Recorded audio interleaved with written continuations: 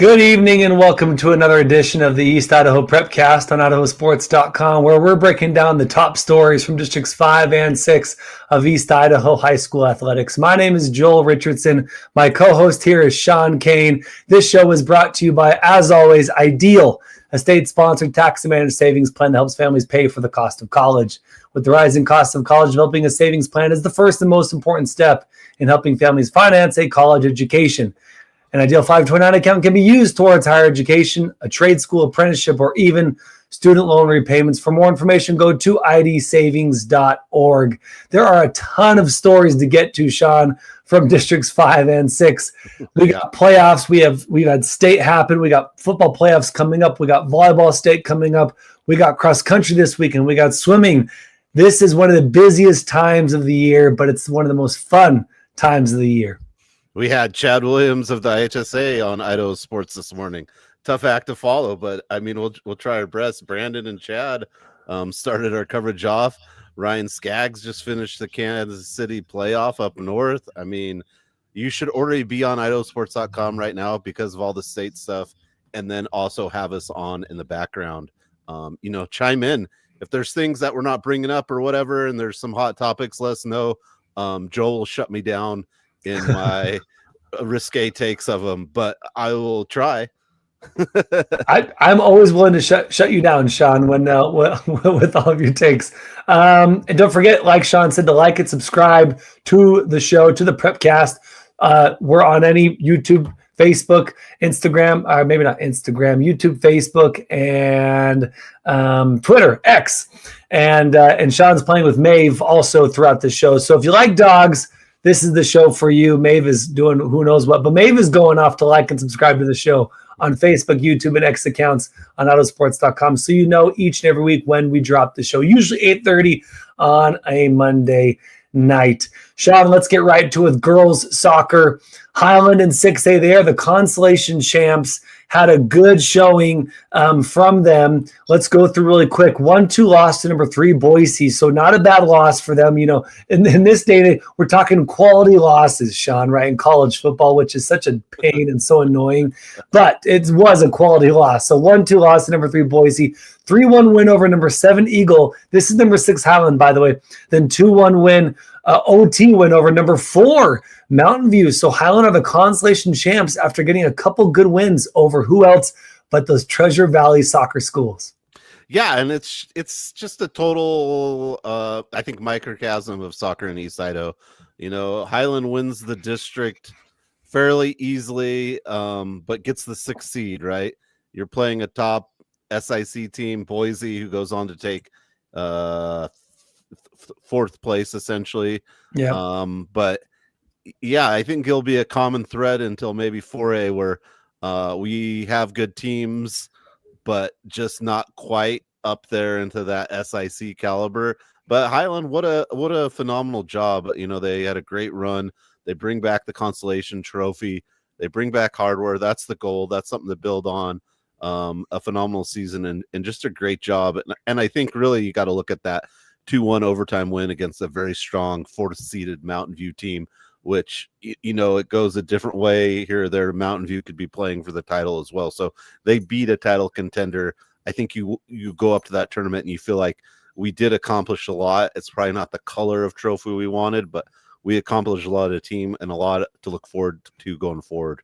Yeah, definitely. Let's talk about more soccer here for now. 5A, you kind of teased out. Number 1, Hillcrest coming into this tournament. Good teams, including Moscow, who ends up taking the tournament win. So shout out Ryan Skaggs and the North Idaho crew. You guys got us this time. Number 5, Moscow, getting the win at 5A state tournament play. Wonderful job there. But Hillcrest gets 3rd place. They knock off number 7, Pocatello. Pokey with a big opening round win, defeating number 2, Twin Falls 2-0, Sean. Big win there for the Thunder. Yeah, you know, and we talked about this before. Could Pocatello take Twin? Twin had beaten them twice fairly convincingly. Yeah. So what a great job for the Thunder to go and knock off that Twin team. And then a Valley View team, which I thought was very good with a low seed. You know, this tournament was not chalk. I think a lot of times we talk about it going to chalk. This is not it. And I don't think Moscow is like the number 1 seed either out of the North, and they end up winning it, right? They're a little higher than Sandpoint. I thought Sandpoint was a solid team. They almost get past Hillcrest. A Hillcrest team that looked like they were on a path to, take it. They don't do it. They end up playing Pocatello in that third place game. Hillcrest gets the win. Pocatello takes 4th. I don't think they give out a 4th trophy. I think they just go 1, 2, 3 in the consolation, which, and I think is a strange caveat to it. But Skyline, we thought Skyline was ranked high, lost that first round to Valley View, and they get through Twin Falls, and there's we'll say 4th place gets a trophy. I mean, we're in the top half of the 8, really, right? Right. Skyline, and then you have Valley View and Moscow, which if anyone had Moscow and Valley View in the final, they won a lot of money on FanDuel or whatever. But I don't think that's where he thought it was going. But congrats to them. Congrats to the Thunder, the Knights, and the Grizzlies of Skyline. Yeah, and because this 5A soccer tournament didn't go chalk, we wanted to show this, and especially, Hillcrest, they lost to Moscow, but it was 4-3 in PKs. Yeah, Hillcrest was the 1 seed, but Moscow is a really good soccer team, as we heard throughout the season from Ryan Skaggs on the North Idaho Prepcast.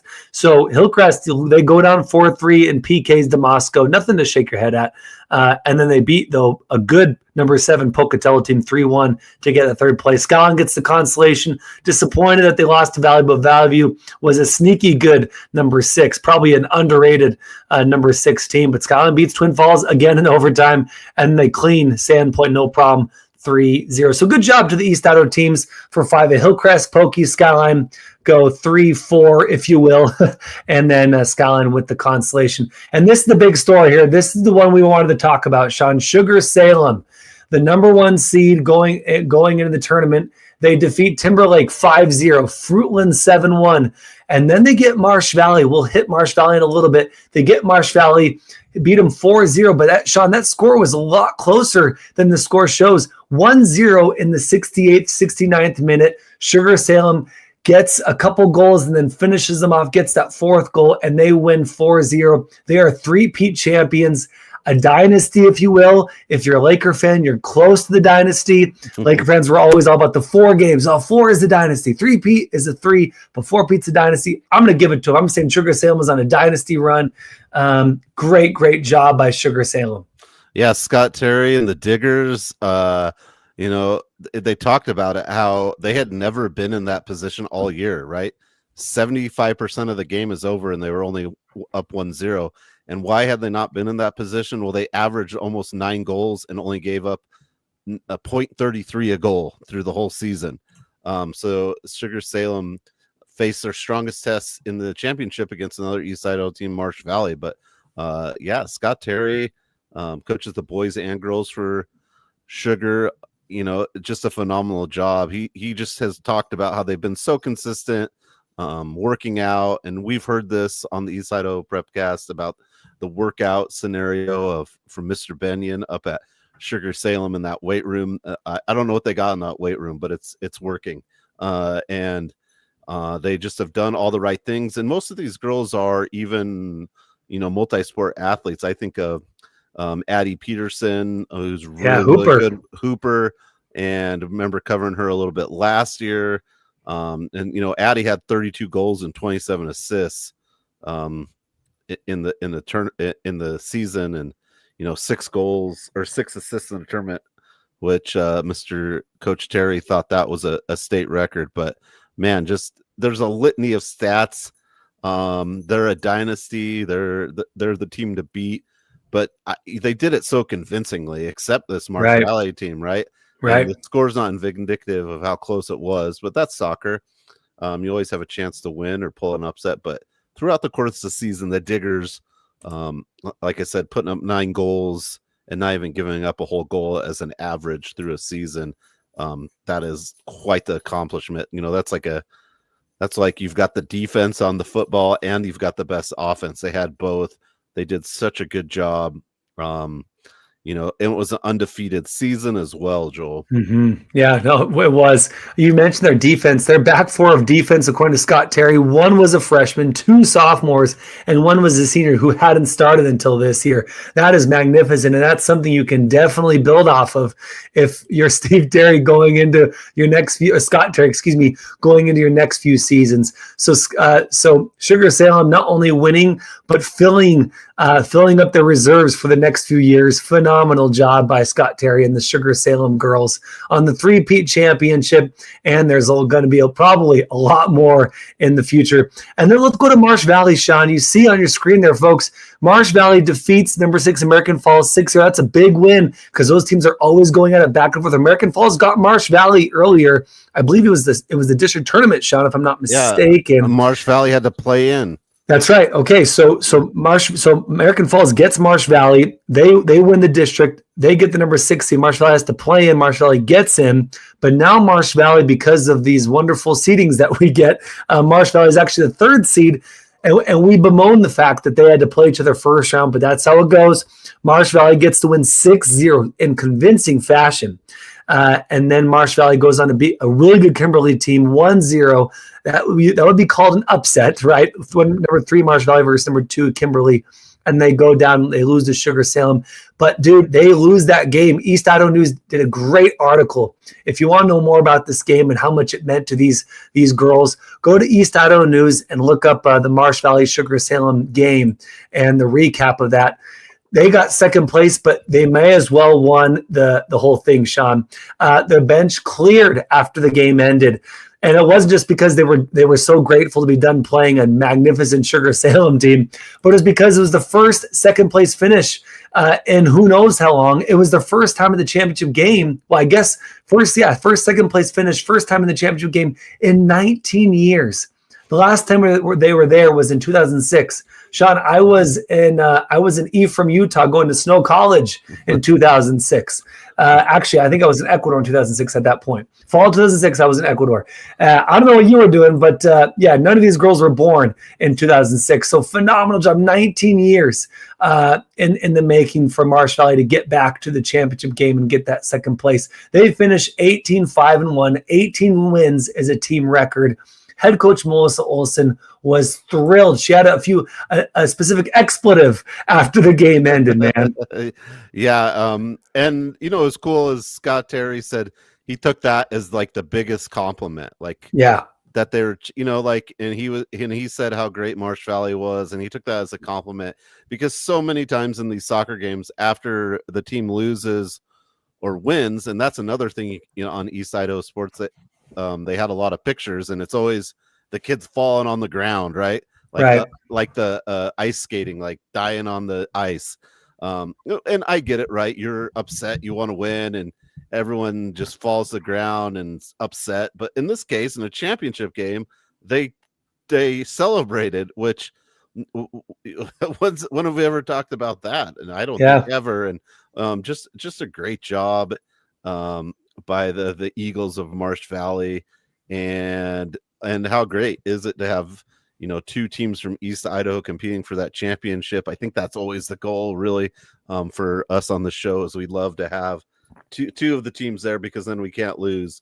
But right. Congratulations to Marsh Valley, and they've been they've had some ups and downs. They've been good. They're always battling American Falls, and I don't know if you're around when Maria Sanchez played for American Falls. She ended up playing for ISU and another college, and then's on the national team for Mexico and playing professional soccer.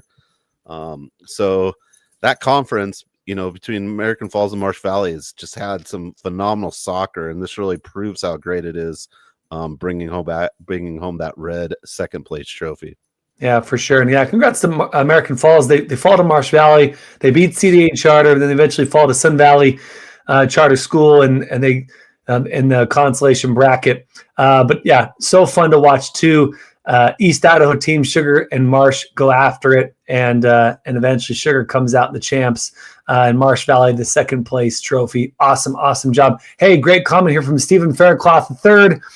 He's had actually some great comments the last few weeks. He's been on commenting on a number of shows, football specifically, especially on today's comment from our Prepcast with Brandon Bainey and IHSA. But he says Hillcrest is 3 years removed from a 1-win season. So really quick, going back one more time to that 5A bracket, Hillcrest was 1 seed. And dude, it's been 3 years and 1-win season, going from 1 win, not even sniffing, you're bouncing the first round of the district tournament to being the 1 seed. That is awesome. And then getting 3rd place. It's all uphill from here for Hillcrest for sure. Thanks, Steve, for the comment. Keep those coming. All right, Sean, let's hit really quick. Let's do 6A boys. What did you see here? What intrigued you based on what we talked about last week with Thunder Ridge? We wow, Joel. What a segue, huh? Yeah. It was it's the person you brought to the dance, right? You're probably going to go home with them. And that's hopefully. That's how I kind of think of it for Thunder Ridge boys soccer. And so close again, right? They get Canyon Ridge in the first round, which we liked. They get, I think, the best semifinal possible, right? You get Caldwell knocks off a very strong Mountain View team.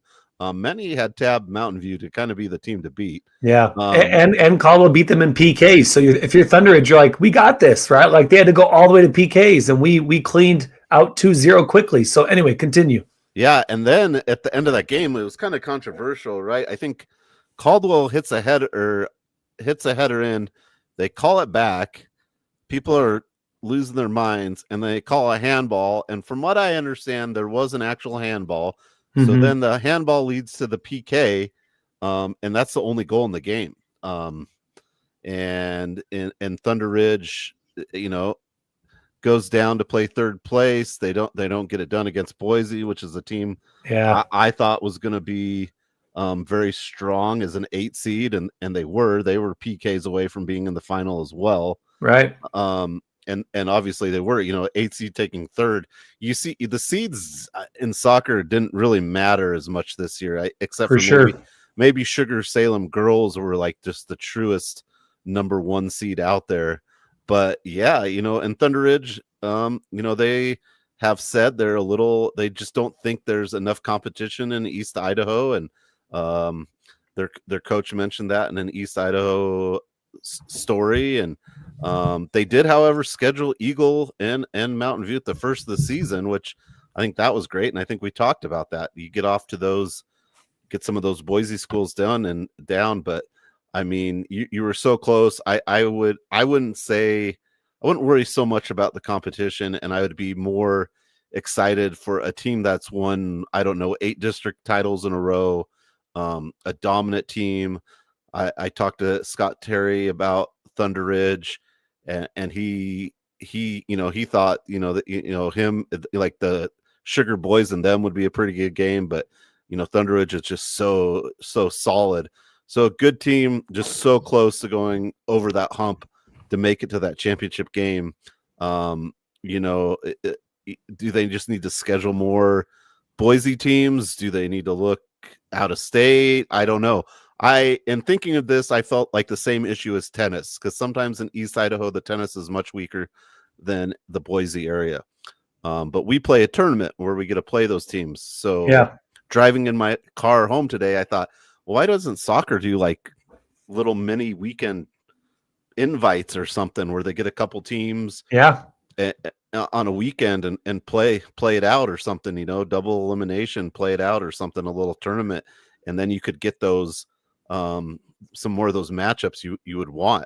So I don't know if there's soccer can't do that or not, but in my mind, I'm thinking that's what tennis had to go to. Tennis had to go to, we got to put together tournaments, play tournaments. Wrestling does that, right? Dual matches aren't really that important in the thing of wrestling. It's those tournaments and invites people go to, and maybe soccer needs a little more of that to bridge that gap between the SIC part of the state and East Idaho. I don't know. Just throwing things out there, Joel. I like the idea. My first thought was, well, maybe they don't have a place to play if you're having like let's say a 6 to 8 team tournament.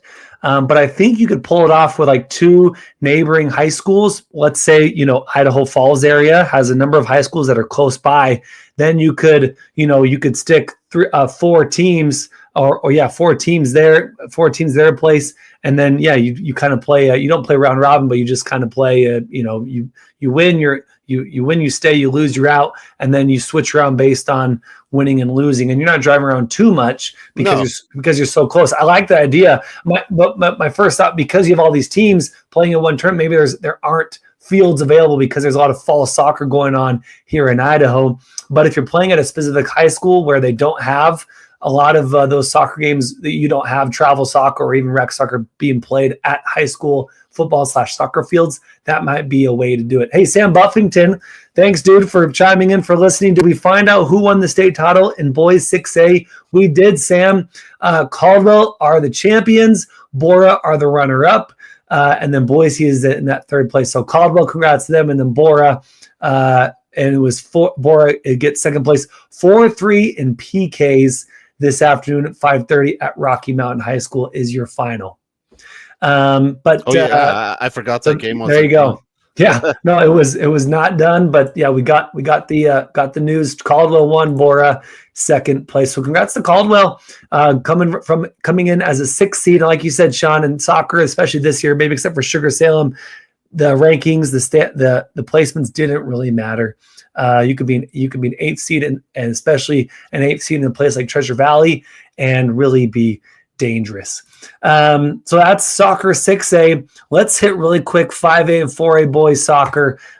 Pretty cool story here, Sean. You see number 5 Blackfoot. They end up winning the consolation bracket. We'll talk about them in a second. But let's hit Pocatello, who was here for the first time in 19 years. 19's been the secret number, Sean, the special number, I guess, for soccer this year here in East Idaho. But Pocatello back to state in 19 years. For the first time in 19 years, they lose to Valley View 2-0. And again, it was closer than the score showed. Great job there by Pokey, but then ended up losing to Blackfoot. They had lost a lot of steam. I was talking to one of the parents whose son, it's his first year there playing soccer for Pokey.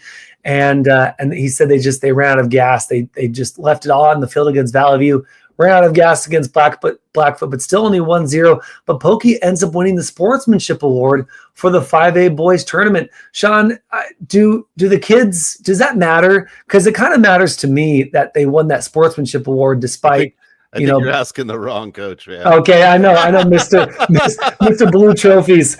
But coming from a guy who didn't win a lot of trophies except for Most Improved every year, I appreciate the Sportsmanship Award. And you could have gone in as an 8th seed, just like, this is stupid. Let's just get out of here and go home and enjoy the hotel and enjoy the food. But apparently they showed good sportsmanship throughout the tournament. Parents were good sports as well. So anyway, wanted to shout out Pokey for the Sportsmanship Award. But let's talk Blackfoot, Sean. What do you see there as you look at the as you look at the bracket from Blackfoot? Oh man, Blackfoot is one kick away from being in that semifinal. 2-2, 4-2 in PKs against Twin Falls. A Blackfoot, a team that they're always at the top of District 6, right? And we really we were more talking about Idaho Falls, who doesn't even make it. They're the number 1 seed. Yeah. Biggest surprise. Idaho Falls played really well. They were the 3rd ranked team in Max Preps, but Blackfoot comes through. They don't get it done against Twin, but they play Pocatello in that consolation. They win 1-0.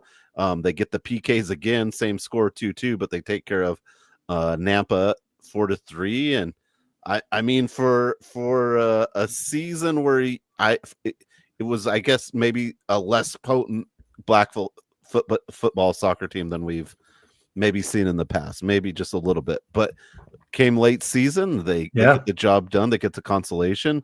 And Skyline, their conference opponent, 2-0.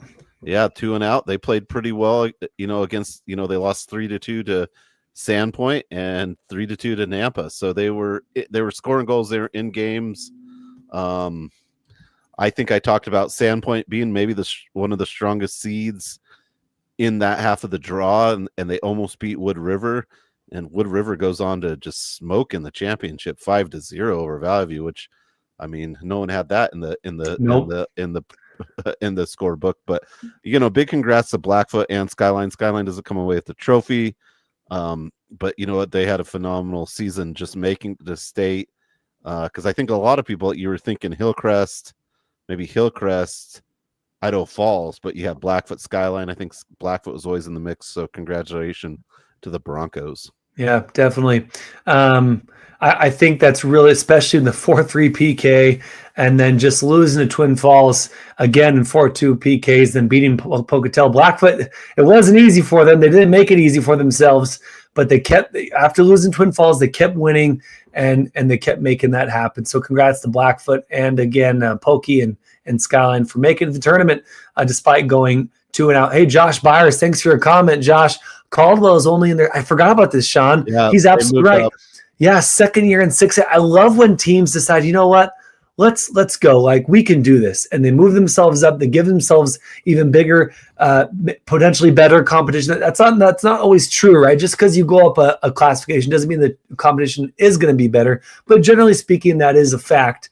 And so the fact that Caldwell said, let's go up, let's see what we can do. And one more look at 6A boys. Caldwell goes up and they win it, even though it's not populated. They win the whole thing, and Bora they are the runners up. So yeah, great stuff, Josh. Thanks for the reminder. Caldwell only in their second year in 6A. Again, love it when teams decide to move up and give themselves more competition, and then they're rewarded, right? There's a little karma going on in the soccer universe here in 6A boys soccer. All right, Sean, last soccer of the year, man. This is it. Let's get it all out here, dude. 4A boys soccer. What do you see here? My first reaction is Teton. There they are going to the consolation after a brutal finish between Teton and Sugar. Teton earns it, and they show it here in the tournament this last weekend.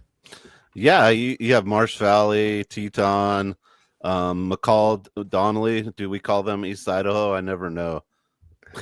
Yeah, it's like Wendell is kind of East Idaho, right? Just because they joined the SCIC in football. I think we took Wendell last year because they won boys soccer, but that's right. That's right. No, Teton goes on. They beat the number 1 ranked team, Sugar, in districts, and their reward is they're the fifth seed, and they take on a Sun Valley Community School, which is traditionally in that championship game on Saturday. Yep. So it's a tough battle, and they go down 3-2. They take on Marsh Valley, another East Idaho team, a team that sneaks in there, we'll say, as an 8th seed. And but it was a close game. It was 2-1. Teton comes through. Teton takes down Bonner's Ferry 2-1. Comes away with the consolation trophy. So I mean, Teton getting there. It wasn't just to get there. They came back with hardware. Again, I think to me, I'm just going to always be like, what if Sugar was in the straw? Yes. Right. I know. And Teton had an opportunity to play in, and just looking how the seating is now, like everyone would move down. Right. So Sugar would be 1. Teton's probably on the opposite half. There's so many moving parts to that, and that's a lot of what ifs. So, congratulations to Teton for coming back with some hardware, but in the back of your mind, you've got to just be thinking, we got to get 2 teams out. We've got to do something better for the teams. If we're going to use max preps and say they're the number 1 ranked team, I think there's got to be a chance for them to be there, and I don't know what the answer is. I mean, the answer is win district. It's a play-in. Well, it's a play-in. That's the answer. The answer, win your district, then you don't have to complain about it. Yeah. But, yeah, right. Thank you, Peanuts. But no, if you don't have a chance, right? Okay, your chances win district. But again, you're number 1 potentially, and everyone ahead of you is going just because your district, because you live in a district that only has 2 teams. We got and hey, this isn't just East Idaho. This happens across the entire state of Idaho. There's always a team who's left out, especially North. North has been dealing with it for a long Hayden time. And Ryan up there for sure. We got to do something better where the best teams are in each tournament year in and year out, and we don't. Every year there's a couple teams who are left home because they have a smaller because they just happen to live in a place where there aren't as many teams, and it's too bad. And we'll talk about that in volleyball too. Exactly. How even winning districts doesn't mean you get to play in the state tournament, which that's a mind blower, right? Lead in, but congrats to Teton for sure. I mean, this will be a rant for us for a while, and hopefully it'll change, and we're seeing some districts combined and things like that. But from now. Or you have to have at-larges or have the play-in games like basketball is going to have. The top 8 will play in. I think that's what's going to be going forward. So we're going to have some data to look at how these things go. And then I think they'll see that this works. And I think the sports that are in this bracket, which every sport is in this bracket, the same 8 bracket, like volleyball, basketball, soccer, is that all of them? But they're all softball, baseball are in brackets like this. So right, except for baseball did that super regional. They did. Yeah, I liked it personally. So they were the first pilots of that. I think basketball will be going into something similar. So hopefully going forward, we'll have the opportunities. Or to me, it's just like, why have the ranking? I guess I don't know, to see the tournament. I just see the flaw. If we're going to go all in on a ranking system, let's use it and use it. Yeah. Anyways. Yep. And I still think that there should be some kind of award for winning your conference. But if you don't win the conference and you're top 5, just do a play-in, right? Find a way to play in. I don't know. There are people smarter than me that should be figuring this out. So in the meantime, I think things are getting better, right? We have that's what we've heard from whispers here and there that next year and continuing on, we're going to get something similar where there's more play-in opportunities.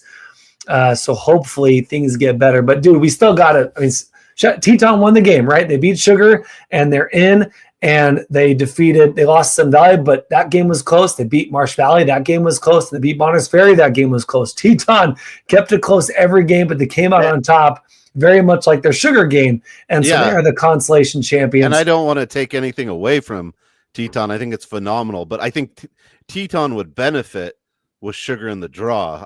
I feel like they get a different draw is what I'm getting. Yep, for sure. And maybe they get a better slice of that draw if Sugar's in there on the opposite side moving everyone down. Maybe not. I mean, that's a lot of what ifs too, but not taking anything away from a great season of the Teton Wolves. Yeah. So congrats, guys, for getting to the tournament and then getting all the way to consolation, bringing home that consolation prize. Wonderful stuff. And again, close games, but winning those close games is so tough. Looking forward to seeing what Teton does next year. That's soccer, dude. That's it from soccer for the year. We'll get back to soccer next year. Now it's time for volleyball. Sean, this show has already gone over 30 minutes, so let's see if we can hit volleyball pretty quickly here. What do you see with number 5 Rigby and number 2 Madison?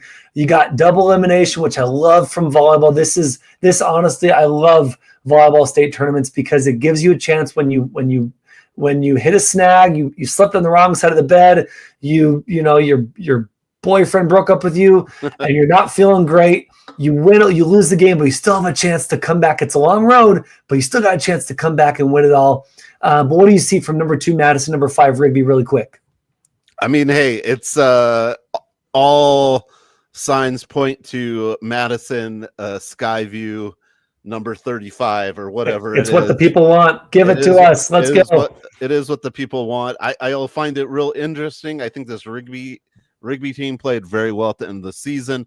We had Madison's coach on way at the start of the season, right? And he talked about how he thought Rigby was really good and just how good East Idaho was in general. And he talked about a lot of these teams. So, Rigby at a 5 seed, I think they're sneaky. I mean, unfortunately, Skyview is a team that many thought would never be beaten, and then Madison beat them. So it's hard not to point towards a Madison Skyview, and they'll have to play it out however it happens. Right. I do think whoever wins the first semifinal, if you will be in the driver's seat. I think it'll be very hard to beat either one of those teams twice. Yes. Yeah, definitely. I just don't know if anyone else has the firepower to beat one of these teams twice.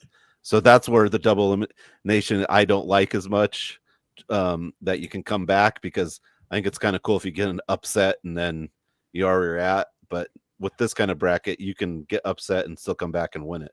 Yeah. But with beating a Skyview or Madison, I think will be extremely difficult to beat them twice. And my only rebuttal would be you get to come back, but you have a long road to get there, right?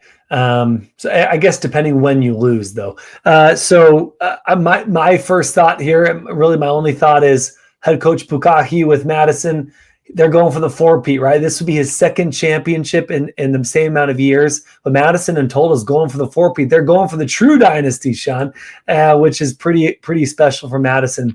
Of course, they won it the last 3 years. So looking forward to seeing what Madison can do at the tournament. Rigby, like you said, great second half of the season. Their only losses were to Bear Lake and Madison a number of times. So looking forward to that 6A matchup. It'll all be coming down Capitol High School this weekend. Thursday, Friday, and Saturday. Let's hit 5A. What do you see here with number 1 Hillcrest, number 2 Shelley? What's your first knee-jerk reactions to this one? Well, where's Pocatello? Yeah, well, yeah, that'd be the knee-jerk reaction. Oh, you got to think we go to this District 6 tournament. Shelley's the favorite, and then I would go. Maybe Idaho Falls is next, and then Hillcrest. Well, don't listen to me. Hillcrest goes ahead and wins that tournament. I think all those wins bring them up to the number 1 seed in the final rankings. Shelley's the number 2 team, and hey, Idaho Falls doesn't even make it to the tournament, and they're the number 1 ranked 3 team in Max Preps. But hey, Idaho Falls had more than one opportunity to get there, so I'm not too upset about that. Piggybacking on the Sugar boys, Idaho Falls had multiple opportunities within their bracket to make it. They didn't get there. Hillcrest, I think Hillcrest was sitting at 3 until this tournament, or somewhere in the top 5. Anyways, it catapults them to the number 1 seed. And I don't think we've talked a lot of Hillcrest volleyball. We haven't. It was Idaho Falls. It was Madison. It was Bear Lake, but very little Hillcrest for sure. Now Hillcrest comes as the number 1 seed, just like soccer. So it's kind of the year of the Knights. I mean, they're the number 1 seed in football as well. So yeah, 3 number 1 seeds, a lot of pressure. I do like Hillcrest. I do like Shelley sitting at the number 2 at that bottom part of the bracket. I find that a good place. Yeah. But we have to remember, I believe Twin Falls last year was the 8th seed, Joel, and they won it. Yeah. And who did they beat en route to that? And you might be asking yourself, where are the Pocatello Thunder? Well, the Pocatello Thunder win districts. It took 3 matches to beat Century. Well, they have to go play in a play-in game now since Preston's moved down, and they had to play against Moscow, who took 2nd in their district tournament, and they played in Payette, and Moscow wins. It went 5 sets. It's on the bottom of your bracket. They're going to have to make it big, 15-10. So a very sneaky, talented Pocatello Thunder team that was ranked 7th in the Max Preps doesn't even get to go. You have Moscow that was ranked 10th. They make it. It's going to be interesting. I'm really excited to see if Shelley and Hillcrest are, they're ready to kind of step into the role of volleyball, because I think for a litany of years it's been Idaho Falls, Bonneville out of District 6, and now we've got 2 new contenders, and it'll be fun to see. Yeah, I love it. And actually, we did talk about Shelley early on in the season because they were playing so They're dang well. undefeated, yeah. They were undefeated. So we did actually talk about Shelley. It wasn't just, Madison, Idaho Falls, Bear Lake. Hey, here's a comment from Stacy Nelson. She says, definitely need changes like you talk about for state tournaments, referring to soccer. Volleyball state tournament does not represent the best teams in the state for 5A. I think generally, I think I agree, Stacy. Although with volleyball, you have put, like you said, Sean, there's lots of opportunities to get in this tournament. You have obviously your district tournament play, which is, I think that's most of them are double elimination. And then you have the play-in game, at least here. But yeah, Idaho Falls at home, Pokey at home, even though they're top, whatever they were, top 7 or so. So I think I agree with Stacy, but volleyball gives you a few more opportunities, if not one more opportunity than maybe soccer, to get to state. So I'm a little bit less sympathetic to volleyball, but I think Stacy is still right on. We got to figure this out, guys. So we're getting more of the best teams at state. Yeah, and I think I feel like Idaho Falls had their opportunity. They at least get 2 from their district. Right. Pocatello or Century. If Century wins, they're not automatically in either. Right. So that District 5 had to go play a team no matter what, just to get in. Even though they won their district. Then why have a district championship? Exactly. Right. For me, that's there. I think we're seeing in 5A now in like a volley bracket where we've seen it maybe in football where the Twin Falls area, they always get 2. They have conference integrity, so they get those 2 spots. Yep, lots of teams out there, and so that's fair. And usually they're maybe not as good, but I don't know. Twin Falls was the 8th seed last year and won, so I mean it's hard to say because no one would have looked at the bracket last year and said Twin Falls is going to win state. I don't, unless you're from Twin Falls and you're a Bruin, all right. Right. As the 8th seed, I don't think you saw yourself winning that, and they did. So we don't have the top ranked teams. Do we have the best teams? I think volleyball, besides District 5 and District 1 and 2, because they had to play, but District 1 at least got 1 in, right? Lakeland got in. So Moscow's opportunity wasn't that play-in, but Lakeland got in. Pocatello or Century didn't get any shot. They had to win the play-in. Which would have drastically changed the bracket as well because they were a 7th seed and Twin Falls is all the way down at 12 in max prep. Sandpoint is the Sandpoint didn't make it, but they were the lowest one. So yeah, it'll be interesting. It'll be interesting. I think we're better though. I think we're better. There's just a few kinks, like the hose is shooting out water, but we got to take a few more kinks out of it. Yeah, we're getting close. Hey, but sometimes it takes a long time to move these big organizations along. I get it, right? As an employee of a massive organization, it takes a while sometimes to get those wheels turning. So I totally get that, but I think volleyball is on a better track than soccer. But we can still do a little bit better. And again, we'll let the people smarter than us figure that one out. Let's hit 4A volleyball, Sean. Number 1, Bear Lake. Number 4, Preston. Preston going down to 4A. Again, threw things off for Pokey and Century. But so that's how it goes sometimes. Bear Lake, Preston, and then Sugar, number 6. South Fremont didn't get in. Filer got in instead in that play-in game. What do you see here? What intrigues you the most about this bracket? I mean, it's Bear Lake, the defending champs. It'll be interesting to see if they can repeat, right? They bring back a lot of people. Preston making it into the tournament. I don't believe they made it in last year when they moved down. So the fruits of their movement now, Preston next year competing everything in 4A. So the rest of the Preston sports will be joining them is interesting. I think, it's hard to count out a sneaky Sugar team at 6 there as well, but I'm looking forward to see if Bear Lake can repeat. Yeah, me too. Yeah, definitely looking forward to that. I want to see how Preston does against Fruitland, number 5 Fruitland. But yeah, all eyes on Bear Lake. I think here in East Idaho, especially down there on the border, really looking forward to seeing if Bear Lake can repeat. Let's hit 3A volleyball. Number of teams familiar to 3A. Number 3 West Side.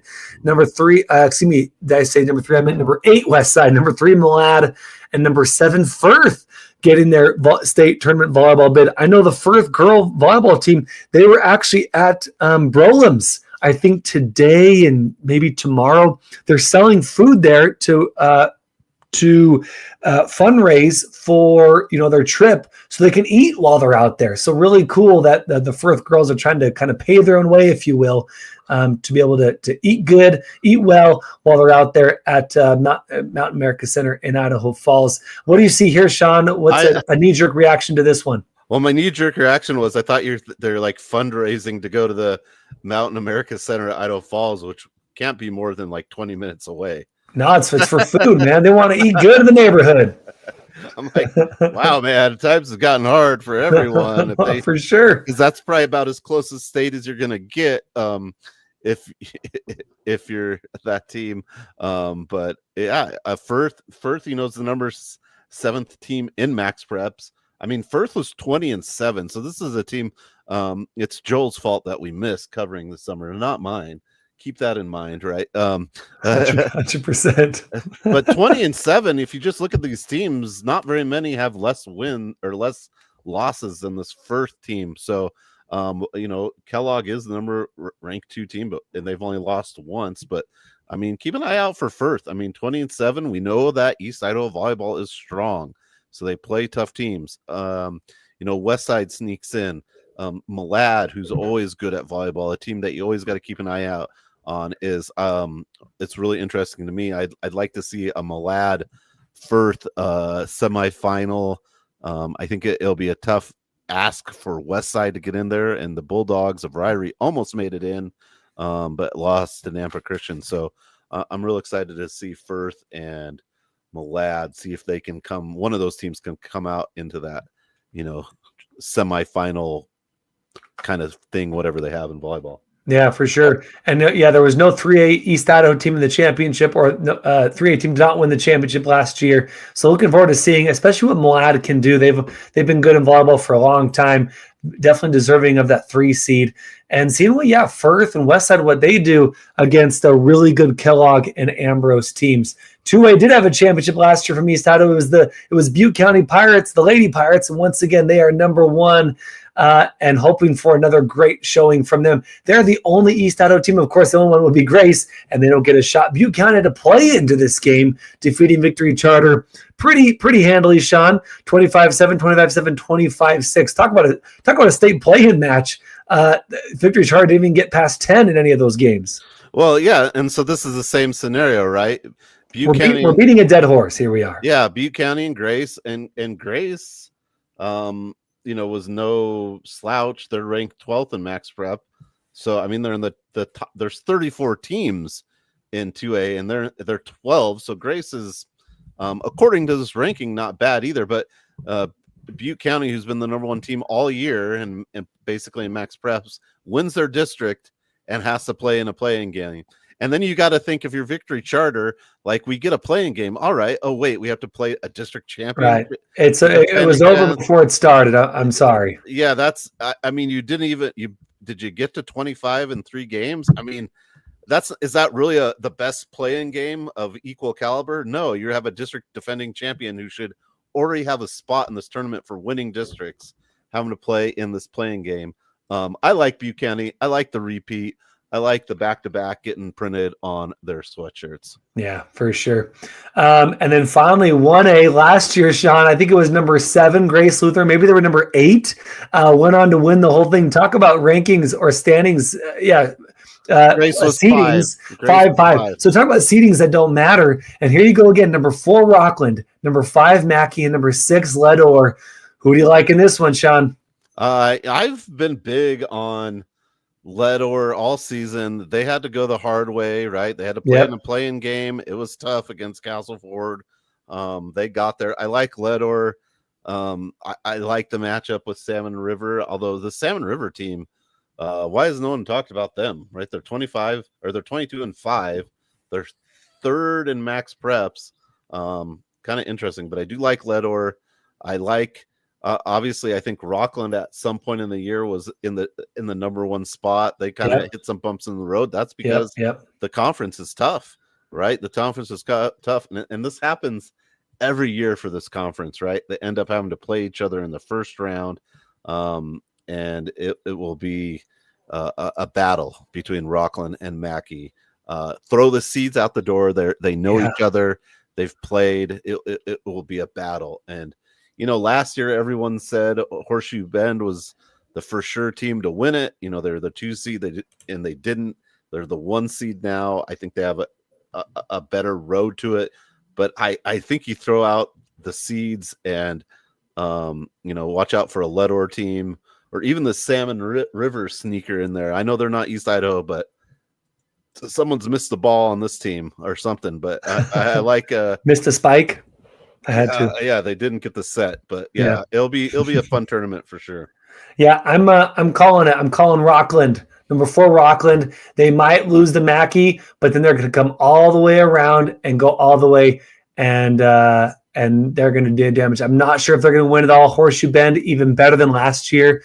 I think Horseshoe Bend is going to be really dangerous, but I'm thinking Rockland, they'll either go the long way or the short way. Eventually, they'll lose one game, but they'll come back. I'm saying Rockland in the championship game. But probably Horseshoe Bend in the end. But I really like Rockland. They hit some bumps along the way, like you said, after that really strong start.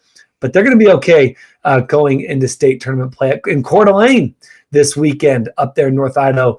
Hopefully Skaggs and Hay and Nolencott can help us out and tell us how Rockland and Mackey really look. Ledor as well up there at the state tournament for volleyball. Good luck to all the East Idaho teams in volleyball from 1A all the way to 6A. Going to be really good, Sean.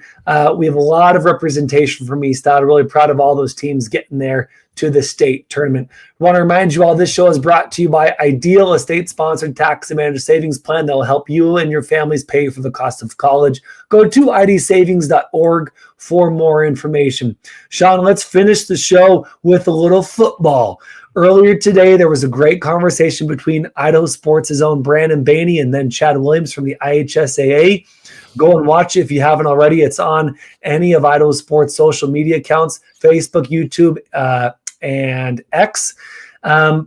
Good conversation, good explanation of what's going on with Idaho with max preps, with the rankings. Why are some teams, a 5 and then all of a sudden they're a 3 or vice versa, the next day. Good explanation. We won't go all through it, but I love this comment from Mr. Ryan Hatfield. Don't know who he is. Maybe he's Clay Hatfield, one of the broadcasters for Idaho Sports, maybe their family. But he said this, and I wanted to highlight Ryan Hatfield's comment. He said, "It's not about complaining. It's the fact that IHSAA doesn't even seem to understand the process themselves." I think they do enough. That was my edit, Sean. Okay. He continues, "It's fine to have the deadline for reporting scores by Saturday night at midnight. It's not okay," said Ryan Hatfield, "to then pull the results at that exact same time when things haven't been settled by the upcoming update. That's the flaw in this whole system. They're not waiting for max preps to then update everything." I think right there, Ryan Hatfield, in my opinion, hits the nail on the head. It's fine. We should have a hard deadline. Submit your scores, football teams or any other sports. Submit your scores, Saturday by midnight. 100%. Everyone needs to do that. If you don't, you get fined. But can't we wait a day because there's the update that Max Preps does Sunday evening. We heard about that from Chad Williams, which is, again, a great explanation. Go and watch it. Did a fabulous job breaking it all down.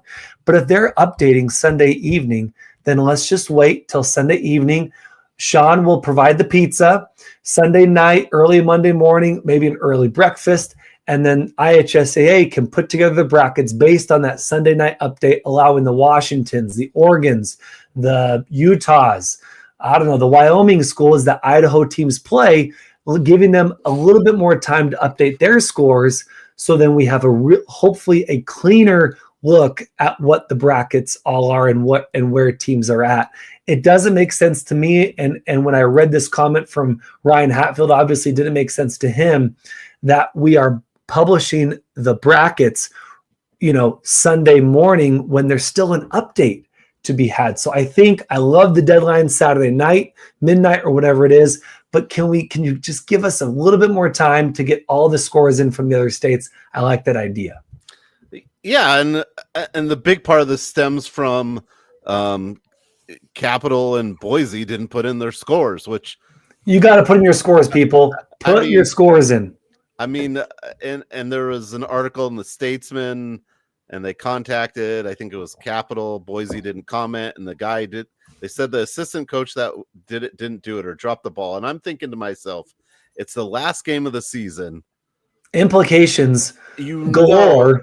It matters because there's a ripple effect. Because if any of these teams played any other cross classifications and then they played, like it's the ripple effect is so damaging, and it's really, I think the biggest damage and the people that will have the most complaints will be Hawaii, right? Because they looked at the new rankings after they ran it, and they were higher after this game was put in. They would be playing Mountain View and not Rocky Mountain, which, I mean, I'm no rocket scientist. I want Mountain View before Rocky Mountain. Maybe it's 6s. Maybe it really doesn't matter, but it does help Highland. It gives Highland and Mountain View instead of Rocky Mountain. So it does give Highland a little bit of a hope. But what about all the other teams it affected, right? Right. Because I obviously don't know Boise and Rocky and Capital's schedule to a T, but I'm sure there's some games that had a ripple effect through this, and it's kind of interesting. There was issues last year. The issues this year seem to be one, right, that we know of, one that people caught on to. And I know places are inundated with calls. Maybe the IHSA is inundated with calls. Maybe Brandon Bainey. Maybe we should give out Brandon's number. Right. If you'd like to know, here's Brandon. For sure. Just joking. 555 BRANDON. Let's see. That's more than 7. And then get this. So this is what bugs me, Joel, is there's a fine if you don't get the scores in. And so when they asked Chad that's a great idea. Find the schools. However, go ahead, John. But they have to take the board has to meet to issue the fine. So this will be long forgotten about, probably after the first week of the playoffs. And then whenever the board meets again, they'll fine them. But in back of my mind is like, if you know you're going to fine, just don't put the score in.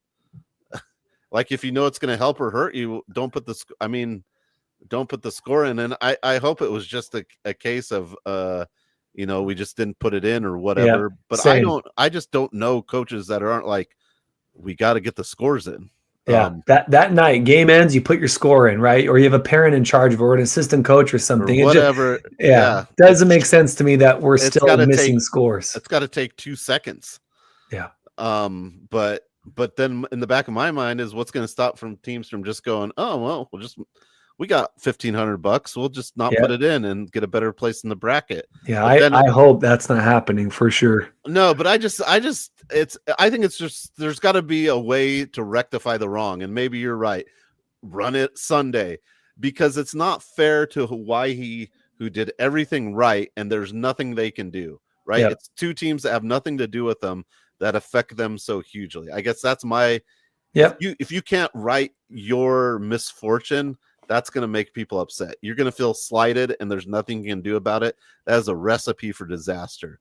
So it'll be interesting. Like I said, I don't think this will be a story for too much longer. You got to move on. You got to go play the game that's ahead of you, not the game that's behind you. So right. It's interesting.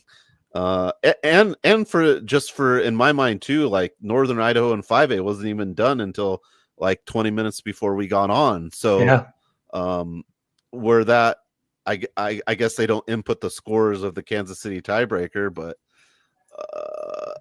I feel like a win loss should be given out from that, not just the district championship. But anyways, that's a discussion for another story. But why not get it right? I think when it comes to brackets, and as a tennis guy, you want the right bracket. You don't want to feel slighted. Yep. You want the criteria, and maybe we'll learn from this. And I just don't know why they can't. Why run it at Saturday at midnight, and that's the one you take? That seems. I agree with you. You got to have, when we talked about this, me and Joel talked about this, you got to have a hard deadline. Yep. Or just going to keep pushing and pushing and pushing. Got to have a hard deadline, but I just don't see how it wouldn't be too hard to be like, oh, that one game didn't get in. Well, that affects everyone. We need to rectify that. Mm-hmm. Yeah, maybe you have someone at the IHSAA kind of policing every, I don't know, Saturday night or Sunday. And this is just every weekend, week out. I know it's a massive pain. Sean is actually available for this extra job. I think Amanda Quinn works there, and she used to do the brackets for tennis. So, I mean, I know she'll Amanda Quinn, volunteer. Shout out Amanda Quinn. But yeah, every week, just someone policing, making sure the scores are all in. That's a lot of work. But maybe that'll help us. Because the fine is there and that's good, but apparently the fine wasn't enough, and we still have schools not inputting their scores, which is insane to me. Love the deadline, and I think we're moving in the right direction. I think you mentioned that already, Sean. We're doing better than we did when I first got here 4 years ago. But just as it usually is, there's still more that can be done. We're moving in the right direction. Let's get even better than we are here on the Idaho Prepcast. Keep this out of the deadline. Find the teams that aren't inputting their scores, and then give us one more day to get all the scores, to get all the other stuff kind of updated, because Max Preps does that Sunday evening update. And then Sunday night, Monday morning, you publish. You again, it's a late night, it's early morning. Buy the pizza, buy the breakfast, use the extra cash that we're earning from the state tournaments. Take care of yourselves and give us the best brackets we can. I think that's our vote here on the East Idaho Prepcast. Number one, Rigby is right there. And then you have, I like that Madison playing Boise game, and then Highland Mountain View. We already talked about it, but pretty interesting matchups for 6A for those three schools. I like Madison beating Boise, Sean. I'm not sure if Highland's going to take Mountain View, but then I like Rigby's positioning going up against the winner of that, and then eventually, Rocky Mountain or Eagle. All those games, Rigby should be able to get to that championship game. And man, I like Rigby, Madison. I like Madison against Coeur d'Alene. If Madison does end up beating Boise, Madison's got some big dudes up front. Coeur d'Alene doesn't. I wasn't super impressed with their offense throughout the season. I think Madison has a good shot to get to at least the semis. Yeah, I think, again, and I think this was last year as well, where I felt like the team that won districts in 5 and 6 didn't necessarily get the best draw. And I would say Rigby did not. I think it's a gauntlet, right? You've beaten Highland. But do you want to play Highland again? I don't think so. Do you want to play Mountain View? I mean, I don't think so. But look at that second part of the top half is you have Eagle, Rocky Mountain working, right? They just played. That was Rocky Mountain Timberline. But Eagle is a team that they're a team you've got to be conscientious about. So that Rocky Mountain Eagle game is just nuts. And so if Rigby comes through that semifinal, again, we might be saying the semifinal should have been the championship, but I do like Madison where they sit. I think they have a very winnable draw to make it to maybe the semis, where they'd meet up against a talented Timberline team. Coeur d'Alene's got a lot of issues, people hurt. I did hear some are coming back, which would make a big difference, because they didn't play last week, so they essentially are going to have a long rest, right? Mm-hmm. So that should be an interesting game as well. But Madison, I think, getting the 2 seed gets a good spot in the bracket. Yeah, for sure. All right, Sean, this has gone on over an hour. It's been a fun show. I can't believe it's already been an hour, dude. But let's close with this. So Rigby trying to defend their title. They were last year's champs. Hillcrest trying to defend their title. We'll find out where exactly. Well, I think Hillcrest is playing Shelley first round, but after that, who else are they playing next is going to be very interesting for Hillcrest. Lakeland. Yeah, okay, there you go. So my guess. Skyline is a 3 seed. We'll see who their opponent's going to be. Sugar, they were the champs last year in 4A. They're trying to repeat. They go straight to the quarters. Play-ins, number 5 American Falls, 7 seed Snake River, and 11 seed Teton. So a good representation from 4A from East Idaho schools. Then 3A, you got Westside. They were the champs last year. They're trying to repeat this year. But this year you got number 1 seed Ryrie, number 2 seed Westside. Both got auto bids for the play-ins. Firth at North Fremont, brutal for Firth, having to play North Fremont first round. Melba at Aberdeen. I'll be at that game this Saturday with Paul Kingsbury, and then Malad at West Jefferson. So you got tons of East Idaho on East Idaho violence about to happen this weekend for 3A. 2A hasn't been finalized. Grace is still unseeded. 1A is not finalized, but we do have number 12 Garden Valley playing at number 5 seed Chalice. So we will find out more tomorrow night for the Gem State game day on IdahoSports.com. But of all those games, Sean, anything you want to hit one more time before we get out of here?